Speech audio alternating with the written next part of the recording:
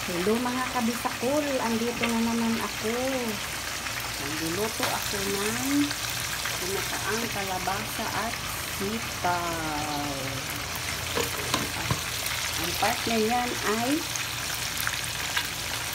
pineritong tilapia. Ayan mga kabisakul. Tatlo yan, ayan yung isa. Ayan. Muna ko muna yan kasi maliit lang ang aking pan. Mga kabisakul, ito pinaininan ko lang muna yung sana.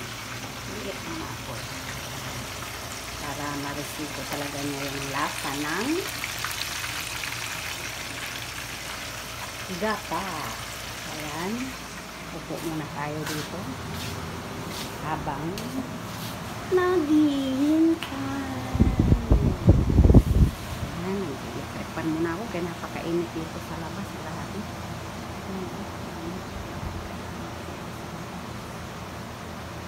Sobrang init.